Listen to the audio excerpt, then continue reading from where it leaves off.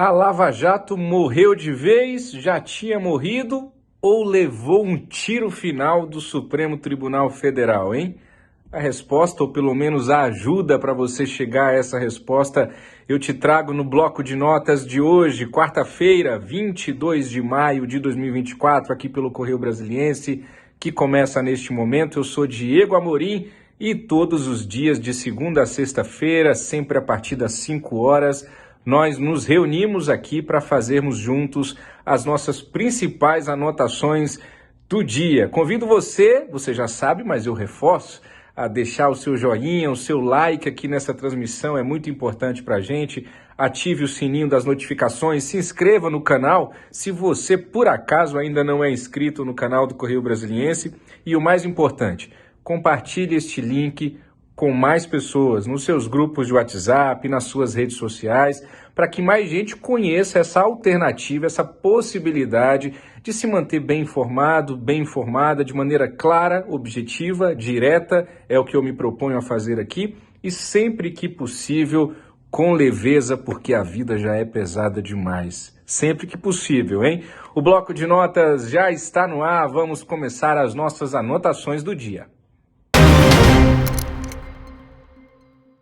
Muito bem. Seja muito bem-vindo, muito bem-vinda ao bloco de notas aqui pelo Correio Brasiliense. Vamos começar as nossas anotações do dia. Hoje muita coisa aconteceu, mas ontem, terça-feira, muita coisa aconteceu também no fim do dia, no final da tarde, início da noite. E hoje o Brasil inteiro, sobretudo o mundo político em Brasília, está repercutindo e olhando para as decisões mais recentes do Supremo Tribunal Federal. Antes de eu começar a trazer para você, se é que você não viu ainda no noticiário, um passo a passo do que o Supremo Tribunal Federal decidiu ontem, junto também com o Tribunal Superior Eleitoral, eu gostaria de trazer uma reflexão para você anotar aí no seu bloco de notas. Nada em Brasília é sem estratégia, é sem planejamento. Se não nada, muito pouco. A maioria das decisões, das ações, dos movimentos políticos, eles são feitos de maneira pensada, de modo que coincidências costumam não acontecer no mundo do poder na capital federal. Costumam não acontecer. Eu não vou cair aqui na tentação de generalizar e dizer que não existe de jeito nenhum, porque a vida ela é tão complexa que, vez ou outra, a gente esbarra numa coincidência. Mas, contudo, todavia, entretanto, porém, quase sempre não existe coincidência. Por que eu digo isso? Porque os poderes se conversam.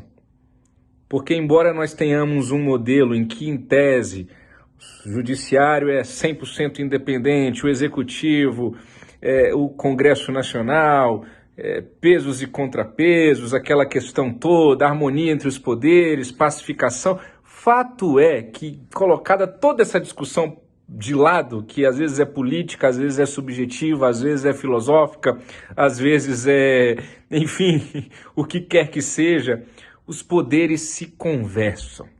O ministro do Supremo conversa com o presidente da República, que conversa com o presidente da Câmara, que por sua vez janta com o presidente do Senado, que toma café com o deputado, que almoça com o líder no Senado, que senta com o Procurador-Geral da República e por aí vai.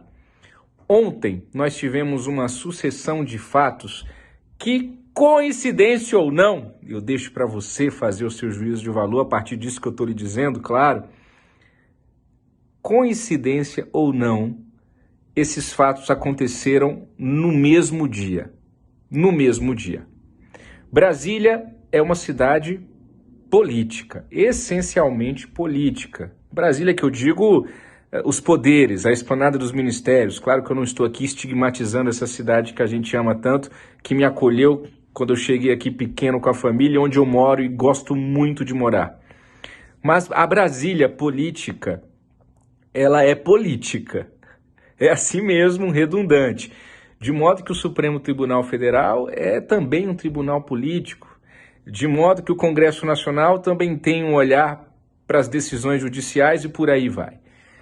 Minha gente, ontem nós tivemos uma decisão do Supremo Tribunal Federal, do ministro Dias Toffoli, que anulou todas as decisões dadas ali inicialmente pelo então juiz Sérgio Moro, na 13ª Vara Federal de Curitiba, durante a Operação Lava Jato, que envolviam o empresário Marcelo Odebrecht, Marcelo Bahia Odebrecht. Não há mais nenhuma condenação envolvendo Marcelo Odebrecht. E quem é Marcelo Odebrecht, se é que você se esqueceu? Marcelo Odebrecht é um empreiteiro, é o dono, junto com a família, filho de Emílio Odebrecht, da então Odebrecht. E as investigações da Lava Jato, que foi considerada a maior operação contra a corrupção, não só do Brasil, mas do mundo. Ela desvendou um esquema em que executivos do chamado cartel das empreiteiras, não só a Odebrecht, pagavam propinas a políticos e funcionários públicos para, em contrapartida, no toma lá da cá, receber a garantia de obras, a preferência de processos e contratos. O Marcelo Odebrecht, então presidente e herdeiro da Odebrecht, foi preso pela Lava Jato em junho de 2015. Essa decisão do Supremo de anular todas as condenações envolvendo ele vem a partir de um pedido da defesa do próprio Marcelo Odebrecht, que diz o seguinte, nos últimos tempos aí, vocês estão anulando tudo que envolve as pessoas que foram investigadas na Lava Jato. Então, eu também quero que meu cliente, o Marcelo Odebrecht, seja salvo. E foi exatamente isso que aconteceu. O ministro Dias Toffoli, ao tomar essa decisão, argumentou que, sob o juízo do Sérgio Moro, não dá para levar a sério nenhuma condenação da Lava Jato. Ele não diz isso com essas palavras, eu estou aqui ajudando a traduzir o juridiquês para você.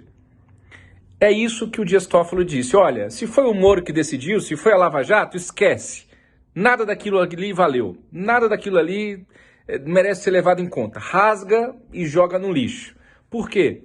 Porque o Sérgio Moro, diz Dias Toffoli, se mostrou parcial, agiu em conluio com a acusação,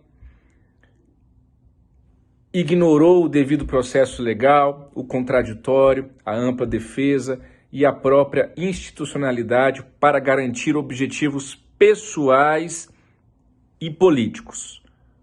Em razão disso, não vale nenhuma condenação envolvendo Marcelo Odebrecht. Foi só Marcelo Odebrecht que se livrou ontem das suas condenações? Nananina não. Vamos virar a página do nosso bloco de notas e eu continuo contando essa história para você. Seja muito bem-vindo, muito bem-vinda você que chega agora aqui ao bloco de notas do Correio Brasiliense. Hoje é quarta-feira, 22 de maio de 2024, e hoje o nosso programa é praticamente todo com anotações sobre um dia que nós vivemos ontem em Brasília, marcante, com decisões judiciais sucessivas que muito interessam a mim e a você. Além de Marcelo Odebrecht, como eu dizia há pouco, o Supremo Tribunal Federal também salvou a pele ontem de José Dirceu, o todo-poderoso José Dirceu, considerado um dos grandes mentores do Partido dos Trabalhadores, do PT, uma das grandes cabeças do PT que orienta e que aconselha ao longo de toda a história o atual presidente Lula, que está em seu terceiro governo. Pois bem, ontem a segunda turma do Supremo Tribunal Federal aceitou por 3-2, concluiu um julgamento que havia sido iniciado lá atrás, um recurso apresentado pelo próprio José Dirceu, determinando a prescrição da punibilidade aplicada a ele em um processo relacionado à Operação Lava Jato. O que é esse juridiquês? Olha, a condenação da Lava Jato também não vale, assim como não valeu para o Marcelo Odebrecht, não vale aqui para o José Dirceu, nesse caso porque houve um entendimento de que prescreveu, ou seja, venceu o prazo. Não tem mais tempo para ele, não faz mais sentido do ponto de vista jurídico ali, nos prazos, nos períodos, prescreveu. Não vale mais essa condenação. O julgamento foi retomado ontem depois de passar 2 anos suspenso. Eu dizia há pouco que não existe coincidência, ou praticamente não existe coincidência em Brasília. No mesmo dia em que todas as condenações do Marcelo Odebrecht são anuladas pelo ministro Dias Toffoli, a segunda turma também anula, depois de 2 anos desse julgamento iniciado, uma condenação envolvendo o ex-ministro-chefe da Casa Civil, José Dirceu. Dirceu havia sido condenado pelo TRF4, o Tribunal Regional Federal da 4ª Região, em Porto Alegre, a 8 meses e 10 meses de prisão, nesse caso específico, por corrupção passiva e lavagem de dinheiro. Trata-se de um caso de suposto recebimento de propina em um contrato firmado entre a Petrobras e a empresa Apollo. A defesa de José Dirceu acionou o STF ainda em 2020, em plena pandemia, alegando que o crime de corrupção passiva havia prescrito e, por isso, a pena deveria ser extinta. O julgamento começou no ano seguinte, em 2021, no chamado plenário virtual do Supremo Tribunal Federal. O ministro vai lá e coloca o voto no sistema, mas acabou sendo suspenso por um pedido de destaque do ministro Ricardo Lewandowski, que se aposentou em abril do ano passado e hoje é o ministro da Justiça e Segurança Pública do governo Lula. José Dirceu, portanto, tem mais uma condenação anulada. Em razão disso, ele está animado para se candidatar. Ele não crava isso ainda, mas diz que seria justo ele voltar à Câmara dos Deputados, flertando aí, piscando aí com a possibilidade de vir a ser candidato a deputado federal em 2026, nas próximas eleições gerais. Se José Dirceu quiser mesmo, é óbvio, é evidente que ele terá a carta branca do seu partido, o PT, para tentar chegar e voltar ao poder como deputado federal. A gente vira a página do nosso bloco de notas, porque esse dia de ontem ainda não acabou. Muito bem, este é o Bloco de Notas aqui pelo Correio Brasiliense, comigo, Diego Amorim, todos os dias, de segunda a sexta, durante a semana, no final da tarde, a partir das 5 horas, você vem comigo. A gente se reúne para fazer as nossas principais anotações do dia. Eu te ajudo a sublinhar, a negritar aquilo que de mais importante aconteceu durante o dia, em meio a esse turbilhão, essa infinidade de notícias e de informações que chegam para mim e também para você ao longo de todo o dia, de todos os lados. Ainda falando de Supremo Tribunal Federal, nas últimas 24 horas, o Supremo então anulou todas as condenações do Marcelo Odebrecht, disse que prescreveu uma das condenações de José Dirceu e também anulou condenações envolvendo os ex-senadores Renan Calheiros e Romero Jucá. Isso no Supremo Tribunal Federal. No mesmo dia, lá no Tribunal Superior Eleitoral, o TSE, última instância da Justiça Eleitoral, enfim, foi concluído também o julgamento que poderia acarretar na cassação do senador Sérgio Moro, do União Brasil do Paraná, o ex-todo-poderoso juiz lá da 13ª Vara Federal de Curitiba, no Paraná, durante a Operação Lava Jato. Sérgio Moro não teve seu mandato cassado. Os ministros entenderam por unanimidade, por um placar de 7-0, são 7 ministros do TSE, que não há provas suficientes diante das acusações de Caixa 2, abuso de poder econômico, uso indevido dos meios de comunicação e irregularidades em contratos. Com frigir dos ovos, me perdoe aqui o clichê dessa expressão, o principal ponto ali que tinha era acusando o Sérgio Moro de ter se lançado pré-candidato ao Palácio do Planalto. Você se lembra, num primeiro momento, quando ele retorna dos Estados Unidos, onde estava trabalhando em uma consultoria depois de ter deixado a magistratura. A acusação é de que ele se lançou pré-candidato pelo partido Podemos, ainda à época, para ganhar ali visibilidade e aí sim tentar para valer uma vaga pelo Senado Federal. Pelo União Brasil, ele acabou trocando de partido na reta final ali do prazo estabelecido pela lei eleitoral, pelo União Brasil do Paraná. Ele primeiro tentou por São Paulo, você se lembra também disso? Depois ele mudou o domicílio de volta para sua terra natal, para o seu estado natal, que é o Paraná, ele que é de Londrina.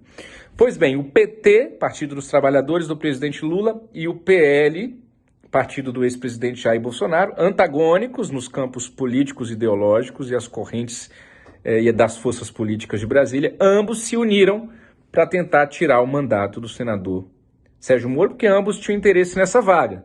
Se Sérgio Moro fosse cassado, haveria uma outra eleição lá no Paraná. Os ministros do TSE, no julgamento que foi finalizado ontem à noite em Brasília, alfinetaram o Moro, disseram que a conduta dele não é um modelo ético a ser seguido em campanha eleitoral, mas disseram que as provas apresentadas, por exemplo, sobre os gastos dos atos da pré-campanha em 2022 não comprovavam excessos nem irregularidades.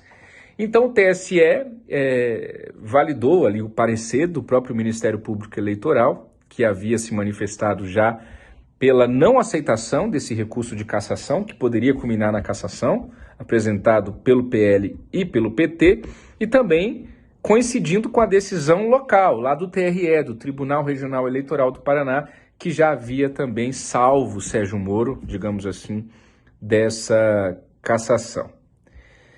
Muito bem, minha gente, muito bem. É o fim da Lava Jato? A Lava Jato já morreu, lá atrás, no governo Bolsonaro.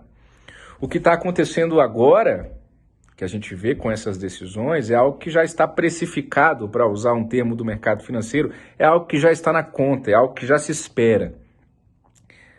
Não bastava destruir a Lava Jato, era preciso dar um recado, era preciso desfazer o trabalho da Lava Jato. E é isso que está sendo feito com esse argumento sobre o olhar do Supremo Tribunal Federal, de que tudo o que foi feito, tudo o que foi feito na Operação Lava Jato, por ter sido conduzida por Sérgio Moro no Judiciário, Deltan Dallagnol no Ministério Público, que já foi cassado, deputado federal mais bem votado do Paraná, acabou tendo seu mandato cassado. Tudo que foi feito por essa turma não vale. Esse é o entendimento do Supremo Tribunal Federal e todas as decisões, se é que restam ainda algumas decisões para serem tomadas nesse sentido, serão tomadas nesse sentido. A gente vira a página do nosso bloco de notas de hoje, quarta-feira, 22 de maio de 2024. E tem mais notícia do Judiciário, hein? Mas essa é para fechar, pelo menos até aqui, o nosso bloco de notas. A primeira turma do Supremo Tribunal Federal, são os grupos menores de ministros do STF, aceitou também por unanimidade, assim como no julgamento do TSE lá do que envolveu o Sérgio Moro, uma denúncia apresentada pela Procuradoria-Geral da República, a PGR, que envolvia a deputada federal Carla Zambelli, do PL de São Paulo, e o chamado hacker da Vaza Jato, o Walter Delgatti Neto. Os ministros da primeira turma do Supremo entenderam que Zambelli e Delgatti invadiram sistemas do Judiciário e cometeram falsidade ideológica. As defesas de ambos dizem que eles não fizeram isso e acreditam na inocência deles. O objetivo dessa invasão desses sistemas, do CNJ, inclusive, Conselho Nacional de Justiça, de acordo com as investigações e entendimento dos ministros do Supremo Tribunal Federal, seria inserir mandados de alvarás de solturas e mandados de prisão contra o ministro Alexandre de Moraes, forjando ali uma assinatura. Os ministros acompanharam o voto do relator, o próprio ministro Alexandre de Moraes, que participou da decisão desse caso que o envolve, e defendeu que os dois se tornem réus pelos crimes de invasão a dispositivo informático e de falsidade ideológica. Juntas, as penas máximas para esses delitos podem chegar a 6 anos de reclusão, de cadeia, além de multa. Durante a votação, nesse julgamento de ontem na primeira turma do Supremo Tribunal Federal, a ministra Carmen Lúcia disse que a tentativa de usar a tecnologia para invadir os sistemas do Judiciário seria o que ela chamou de desinteligência artificial, fazendo ali uma analogia com a inteligência artificial. Alexandre de Moraes pegou a palavra logo depois da ministra Carmen Lúcia e disse que o nome disso é burrice natural. Foi o que disse o ministro Alexandre de Moraes, se referindo aí a esses atos pelos quais são acusados a deputada federal Carla Zambelli e também esse hacker, o Walter Delgatti, que agora são réus. A denúncia foi aceita, eles se tornam réus e esse processo ainda continua em tramitação envolvendo Carla Zambelli e Walter Delgatti Neto. Vamos virar a página do nosso bloco de notas para as últimas anotações de hoje. Vem comigo. Nós não podemos fechar o nosso bloco de notas sem antes você fazer aí algumas anotações importantes. São as últimas anotações da nossa edição desta quarta-feira. Primeiro, a situação no Rio Grande do Sul, que a gente segue acompanhando, o Brasil inteiro ainda acompanhando e vai continuar por um bom tempo o trabalho ainda de resgate emergencial e em seguida de reconstrução do Estado. Preocupação maior por lá agora, minha gente, cada dia é um fato novo, são as doenças. Nós já tivemos aí mortes confirmadas por leptospirose no estado e agora uma grande preocupação relacionada à questão de saúde pública no Rio Grande do Sul, com essa água toda acumulada ali diante dessas enchentes sem precedentes no estado. Também fala-se muito no Rio Grande do Sul dos alertas que chegaram a ser feitos sobre a possibilidade de enchentes com essa força toda e esses estragos todos que acabaram ocorrendo. Há uma discussão política ali envolvendo esses alertas, que esses alertas todos e que essa confusão política toda de agora faça o Rio Grande do Sul e todos nós e o Brasil inteiro, sobretudo as autoridades, olharem para frente e pensarem no que a gente pode fazer daqui para frente, aprendendo com o que aconteceu e ainda está acontecendo no Rio Grande do Sul. Outra anotação é que aquele imbróglio todo que envolve a questão da desoneração da folha de pagamento para alguns setores da economia ficou para a semana que vem, a decisão final lá no Senado Federal, mas eu lembro a você que semana que vem tem feriado de Corpus Christi, vamos ver como é que vai ficar a pauta de votações do Congresso Nacional na próxima semana. Um outro ponto, ainda falando de Congresso Nacional, é que começam para valer ainda mais as negociações de bastidores para a definição de candidatos às sucessões de Rodrigo Pacheco no Senado e de Arthur Lira na Câmara dos Deputados, essas duas eleições internas nas casas legislativas que estão marcadas e previstas para o início do ano que vem, fevereiro do ano que vem. Por fim, a CBF anunciou na noite de ontem que o Brasileirão 2024, o Campeonato Brasileiro de Futebol, vai ser reiniciado, vai recomeçar no primeiro fim de semana de junho. As rodadas 7 e 8 do torneio tinham sido adiadas em razão das enchentes no Rio Grande do Sul e agora a CBF divulgou que os jogos respectivos dessas duas rodadas serão disputados, anota aí no seu bloco de notas, nos dias 1 e 2, 12 e 13 de junho. Com isso a gente conclui as nossas anotações do bloco de notas aqui pelo Correio Brasiliense, comigo, Diego Amorim, desta quarta-feira, 22 de maio de 2024. Mais uma vez, muito obrigado pelo carinho da sua audiência, pela sua companhia. Eu volto amanhã às 5 horas da tarde para nós fazermos mais anotações juntos. E lembro a você que está chegando hoje que esse programa é ao vivo, direto dos estúdios da TV Brasília, na capital federal, mas que nesta semana, em razão de um curso que eu estou fazendo aqui na capital paulista, em São Paulo, nós estamos fazendo aqui um pouquinho desse jeitinho que vocês estão vendo, mas eu não deixo vocês sem essas anotações diárias. Até amanhã, coragem! Tchau, tchau!